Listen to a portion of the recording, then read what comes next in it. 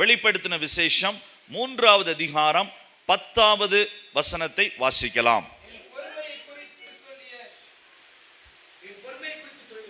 என் பொறுமையை குறித்து சொல்லிய வசனத்தை நீ காத்து கொண்டபடியினால் பூமியில் குடியிருக்கிறவர்களை சோதிக்கும்படியாக பூச்சக்கரத்தின் மேலெங்கும் வரப்போகிற சோதனை காலத்திற்கு தப்பும்படி நானும் உன்னை காப்பேன். இது அடிக்கடி ஒருவேளை நீங்கள் கேள்விப்பட்ட வசனமாய் இருக்கலாம் அல்லது படித்த வசனமாயும் இருக்கலாம். ஆனால் இந்த முழு வசனத்தினுடைய காரியங்களையும் நாம் பார்க்க போவதில்லை. அதில் போடப்பட்டிருக்கிற ஒரு வார்த்தை, அதைத்தான் இந்த காலை வேளையிலே நான் உங்களுக்கு சொல்ல விரும்புகிறேன். இதில் ஆண்டவர் சொல்லக்கூடிய ஒரு காரியம், பூமி எங்கும் வரப்போகிற சோதனை காலங்கள். ஒரு குறிப்பிட்ட சோதனை என்று ஆண்டவர் சொல்லவில்லை, சோதனை காலங்கள். அந்த காலங்களிலே ஒரு சோதனைக்கு பின்பு அடுத்த சோதனை, ஒரு சோதனைக்கு பின்பு அடுத்த சோதனை என்று சொல்லி வரிசையாய், நீங்க ஒருவேளை ஃப்ளைட்ல ஏரோப்ளைன்ல நீங்க போயிருந்தீர்கள் என்று சொன்னால், இந்தியாவிலே ஒரு 3 விதமான விமான நிலையங்கள் இருக்கிறது.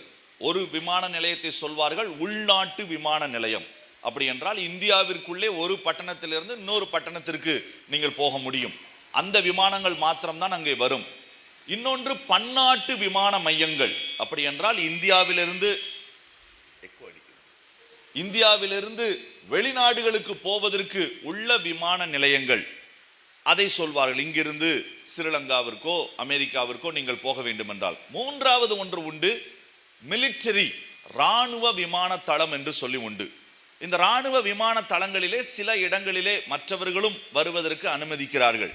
இந்த 3 விமான தளங்களிலே நீங்கள் போவீர்கள் என்று சொன்னால், ஒவ்வொரு இடத்திலும் சோதனையினுடைய அளவு அதிகமாக இருக்கும். பன்னாட்டு விமானத்திலே உங்களை அதிகமாய் சோதிப்பார்கள், உள்நாட்டு விமான தளத்திலே அவ்வளவாய் சோதிக்க மாட்டார்கள்.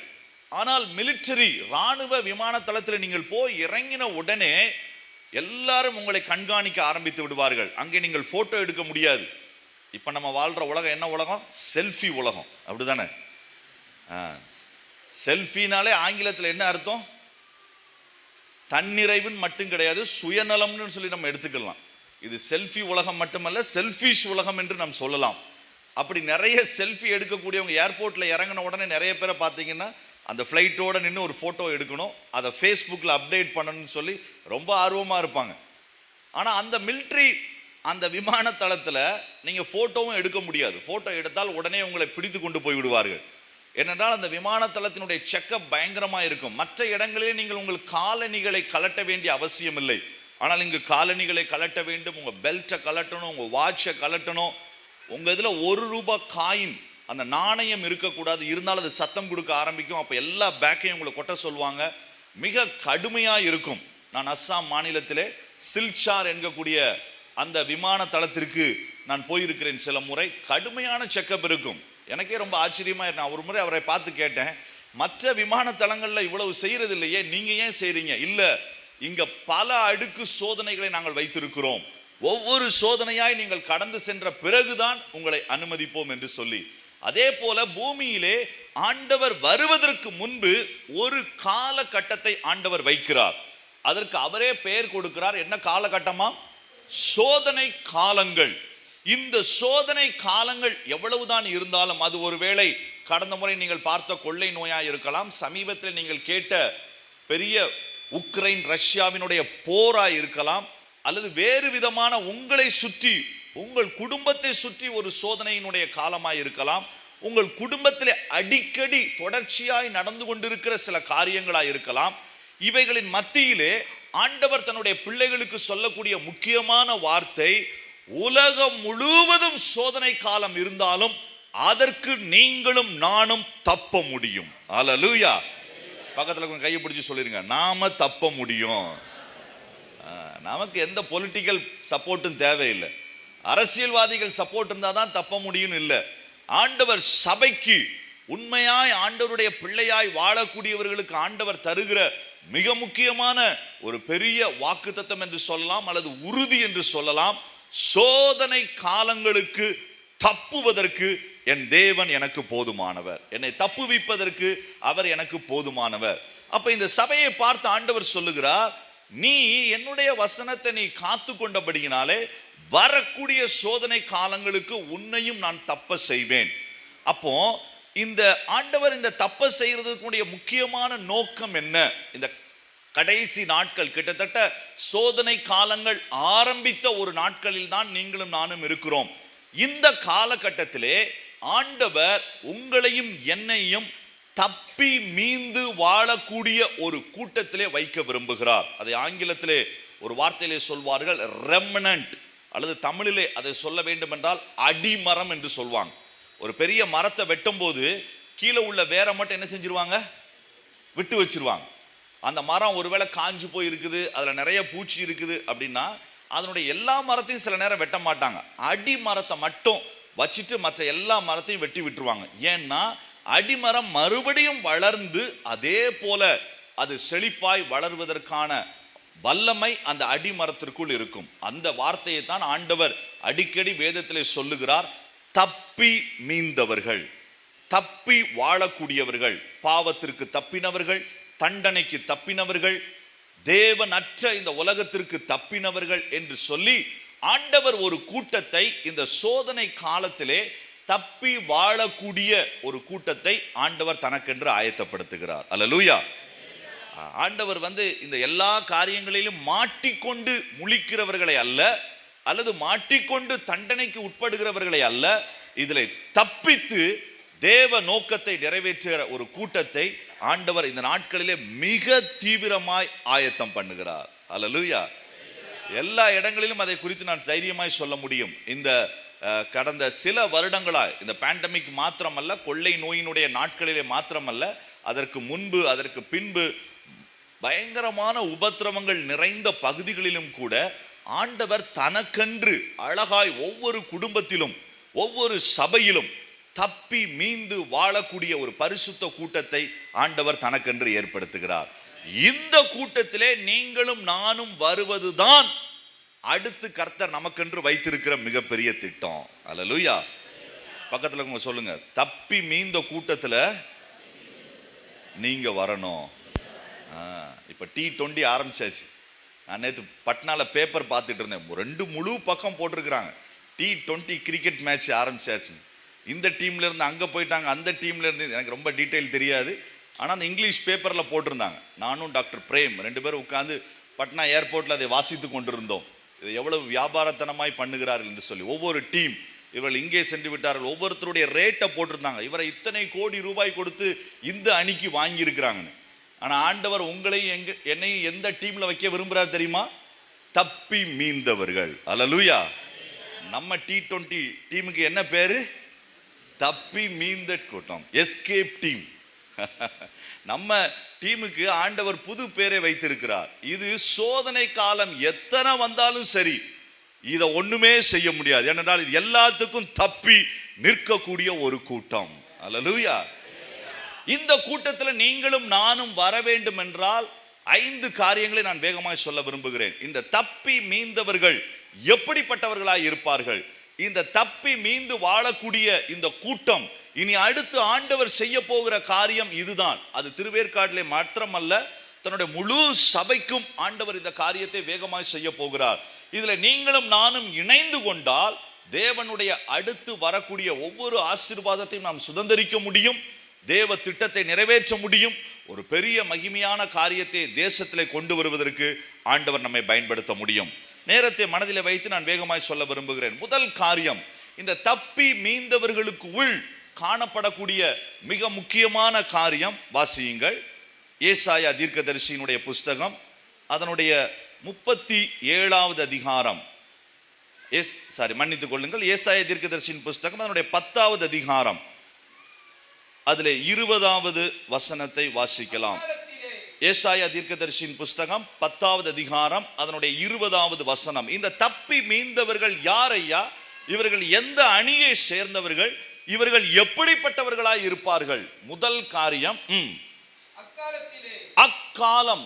நல்லா பாருங்க, வேதத்துல எங்கெல்லாம் அந்நாளிலே அக்காலத்திலே அப்படின்னு வந்துச்சுன்னா அந்த வார்த்தையை நீங்க கோடு போட்டு வச்சுக்கணும். ஏன்னா அது அந்த நாட்களிலே சம்பவித்த சம்பவம் மாத்திரமல்ல, கடைசி நாட்களிலே, புதிய ஏற்பாட்டின் சபை நாட்களிலே, கிறிஸ்து வரும் நாட்களிலே அதே காரியங்கள் அதிகமாய் நடப்பதற்கான ஒரு சாத்தியக்கூறு உண்டு. அதைத்தான் ஆண்டவர் மறைமுகமாய் பழைய ஏற்பாட்டிலே சொல்லி வைத்தார். வாசிக்கலாம். அக்காலத்திலே, நல்லா கவனிங்க, வார்த்தையில கவனிங்க. இஸ்ரவேல், ஏற்கனவே அவர்கள் தேவனை அறிந்தவர்கள் தான். ஆனா இஸ்ரவேலிலே இன்னொரு குரூப் ஆண்டவர் உண்டாக்குகிறார். இஸ்ரவேலிலே மீதியானவர்களும், யாக்கோபின் வம்சம், அது ஏற்கனவே ஆண்டவரை அறிந்த ஒரு குடும்பம் தான். இஸ்ரவேல் என்பது சபை. அந்த சபையில மீதியான ஒரு கூட்டத்தை உண்டாக்குகிறார். யாக்கோபு தேவனை அறிந்த விசுவாச குடும்பம் தான். ஆனா அதுல ஒரு கூட்டத்தை உண்டாக்குகிறார், தப்பினவர்களையும். பின் ஒருபோதும் தங்களை அடித்தவனை சார்ந்து கொள்ளாமல் இஸ்ரவேலின் பரிசுத்தராகிய கர்த்தரையே உண்மையாய் சார்ந்து கொள்வார்கள். அல்லேலூயா. இந்த மீந்து இருக்கக்கூடிய கூட்டத்தினுடைய முதல் காரியம், இவங்க எந்த மனுஷனையும் சார்ந்து இருக்க மாட்டாங்க, பரிசுத்தராகிய இஸ்ரவேலின் கர்த்தரை மாத்திரமே சார்ந்து வாழ்வார்கள். அல்லேலூயா. இன்னைக்கு உங்களையும் என்னையும் எப்படிப்பட்ட காரியங்கள் இன்றைக்கு இழுக்குகிறது? குறிப்பிட்ட சிலரை சார்ந்து வாழ வைப்பதற்கு, குறிப்பிட்ட சில தொழிலை சார்ந்து வாழ வைப்பதற்கு, அல்லது பணத்தை சார்ந்து வாழ வைப்பதற்கு, அல்லது உறவினர்களை சார்ந்து வாழ வைப்பதற்கு உங்களையும் என்னையும் பெரிய இழுப்புகள் இழுக்கலாம். அதுல இஸ்ரவேலிலே சபையிலே ஏராளமான பேர் இழுக்கப்படலாம். அதுல யாக்கோபின் குடும்பத்திலேயும் இழுக்கப்படலாம். ஆனால் ஆண்டவர் அதிலையும் தப்பி மீந்த ஒரு கூட்டத்தை வைத்திருப்பார். அந்த கூட்டத்திற்கு அடையாளம் என்ன? அவர்கள் ஒருவரையும் சாராமல், தங்களை அடித்தவனையும் சார்வதில்லை, தங்களை அணைத்தவனையும் சார்வதில்லை, ஆனால் இஸ்ரவேலின் தேவனை மாத்திரம் சார்ந்து வாழக்கூடிய ஒரு காரியம். அவர்களை கொண்டு ஆண்டவர் அடுத்து வருகிற காரியங்களை வேகமாய் செய்வார். அல்லேலூயா. இதைத்தான் ஆண்டவர் இந்த நாட்களில் அதிகமாய் விரும்புகிறார். நீங்கள் யாரை சார்ந்து வாழக்கூடிய ஒரு இடத்திற்கு நீங்களும் நானும் கடந்து செல்கிறோமோ அந்த காரியத்தை அதிகமாய் விரும்புகிறார். இதை இன்னொரு ஏசாயாவினுடைய வசனத்திலும் ஆண்டவர் சொல்லுகிறார். வாசியுங்கள், நன்றாய் தெரிந்த வசனம். 37வது அதிகாரம் அதனுடைய 31வது 32வது வசனத்தையும் வாசிக்கலாம். ஏசாயா தீர்க்கதரிசியின் புஸ்தகம் 37வது அதிகாரம் 31 32 வாசிக்கலாம். இங்கேயும் பாருங்க, யூதா வம்சத்தாரில், இவர்களும் தேவனை அறிந்தவர்கள், யூதா வம்சத்தாரில் தப்பி மீந்தவர்கள் மறுபடியும் கீழே வேர் பற்றி. அல்லேலூயா. இங்க நிப்பாட்டிக்கலாம், அடுத்த வசனத்தை நீங்க வீட்டுல போய் வாசித்துக்கலாம். இங்க அழகா சொல்லுகிறார், மீந்து இருக்கிறவர்கள் மறுபடியும் கீழே வேர் பற்றுவார்கள். அப்படின்னா என்ன அர்த்தம்? வேர் இருந்துச்சு, ஆனா கொஞ்சம் காத்து அடிச்சதுனால வேர் என்ன போயிடுச்சு? புடுங்கி மேல வந்துருச்சு. இப்போ மறுபடியும் என்ன சொல்றார் ஆண்டவர்? இன்னொரு வாய்ப்பை கொடுக்கிறாரு. ஓஹோ, அப்ப இந்த செடி மறுபடியும் கீழே போய் வேற போட்டு அந்த மண்ணை இறுக பற்றி கொண்டு, இனி காத்து அடிச்சாலும் வெயில் அடிச்சாலும் இதனுடைய கனிகள் கொடுக்கக்கூடிய காரியத்துல ஒரு குறைவும் வராது. அல்லேலூயா. கீழே வேர் பற்றணும். பக்கத்துல கையை பிடிச்சி சொல்லுங்க பார்ப்போம், உங்க வேர் எப்படி இருக்குது? நீங்க என்னைய பார்த்து கேட்குறீங்க. நம்மளுடைய வேர் பற்றி பிடிக்கக்கூடியதாய் நிச்சயமா இருக்கணும். கீழே வேர் பற்றணும். கொஞ்சம் கொரோனா காலத்துல பாதி பேருக்கு வேர் வெளியில வந்துருச்சு. சொன்னாலும் சொல்லலைன்னாலும் கொஞ்சம் வெளியில வேர் வந்துருச்சு. இந்த பக்கம் போறதா அந்த பக்கம் போறதா என்ன செய்யறது, அதுவும் தானே வேணும் அப்படின்னு சொல்லி கொஞ்சம் வேறு ஆட்டம் கொடுத்தது உண்மைதான். ஆனா ஆண்டவர் ஒருவேளை அப்படி வந்தவர்களையும் இந்த நாளின் காலை வேளையில் ஆண்டவர் உங்களை உற்சாகப்படுத்த விரும்புகிறார், மறுபடியும் அழைக்கிறார். யூதாவிலே தப்பின கூட்டத்திலே நீங்களும் வர வேண்டும் என்கிற வாஞ்சியோடு தான் கிறிஸ்து கல்வாரி சிலுவையிலே தன்னுடைய ரத்தத்தை சிந்தினார். ஆகவே அவருடைய எதிர்பார்ப்பு என்ன? இந்த வேர், பற்றின வேர் எங்கெல்லாம் விலகி போச்சோ அந்த வேரை மறுபடியும் பற்ற வைப்பதற்கு இந்த காலை வேளையில கர்த்தர் நம்மோடு கூட இருக்கிறார். இந்த வேர் மறுபடியும் பற்றி அது மேலே கனி கொடுக்கக்கூடிய ஒரு காரியமாய் வர வேண்டும். இந்த வேரை குறித்து நீங்க முது வேதத்திலும் ஏராளமான ஓமைகளை நீங்கள் பார்த்தாலும், புதிய ஏற்பாட்டு சபைக்கு வேர் என்பது என்ன? அதுவும் நல்லா தெரிஞ்ச வசனம் தான். ஆனாலும் கண்டிப்பாக நான் உங்களை வசனத்தை வாசிக்க சொல்லுவேன். ஏனென்றால் விசுவாசிக்கு அந்த வசனம் எங்கே இருக்குன்றது கண்டிப்பாக தெரியணும். ஏன்னா இப்போ நம்ம நிறைய யூடியூப் மெசேஜ் கேட்டு பழகிட்டோம். வேதத்தை நம்ம திறந்து பார்க்கறதுக்கு நமக்கு நேரங்கள் இல்லை, படிப்பதற்கு நேரம் இல்லை. ஆனால் உங்களுக்கு கட்டாயம் வேதத்தில் அந்த வசனம் எங்கே இருக்குது என்று தெரிய வேண்டும். வாசியுங்கள். கொலோசியருக்கு எழுதின நிருபம். பவுல் அழகாய் சொல்லுகிறார், எது வேர்? கிறிஸ்தவ வாழ்க்கையிலே புதிய ஏற்பாட்டிலே வேர் என்பது எது? 2வது அதிகாரம், கொலோசியர் 2வது அதிகாரம் 6வது வசனத்தையும் 7வது வசனத்தையும் வாசிக்கலாம்.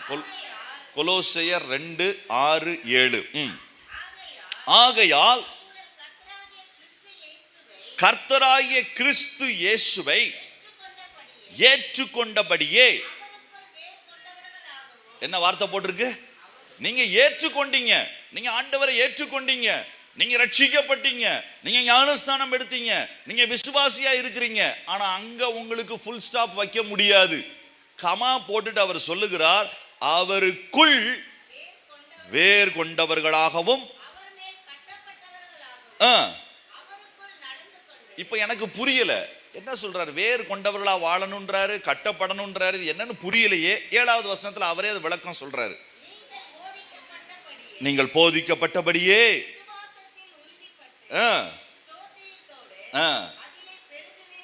இதைத்தான் ஆண்டவர் இந்த நாட்களில் செய்ய விரும்புகிறார். வேர் என்பது உங்க வாழ்க்கையினுடைய விசுவாசம். நீங்க யாரை சார்ந்து வாழ்கிறீர்கள்? அதனாலதான் அந்த விசுவாசம் என்ற வார்த்தையை நான் பயன்படுத்த விரும்பவில்லை. என்னால் அடிக்கடி இந்த வார்த்தையை கேட்டு கேட்டு இந்த வார்த்தையினுடைய மகத்துவத்தை நாம் சில நேரங்களில் புரிந்து கொள்ள முடியவில்லை. அதனாலதான் பழைய ஏற்பாட்டில் உள்ள வார்த்தையை நான் பயன்படுத்துகிறேன். தேவனை சார்ந்து வாழுகிற வாழ்க்கை தான் விசுவாச வாழ்க்கை. அந்த தேவனை சார்ந்து வாழக்கூடிய அந்த வாழ்க்கையிலே எவ்வளவு ஆழமாய் நீங்கள் வேர் கொண்டு அதிலே பற்றி ஸ்தோத்திரத்தோட அதிலே பெருக சொல்றாரு. எப்படி பெருக முடியுமா விசுவாசத்துல? அப்படின்னா என்ன அர்த்தம்? கிடைக்குதோ கிடைக்கலையோ என்ன செய்யணும்? அதை உணர்ந்து ஸ்தோத்திரம் சொல்லணும்.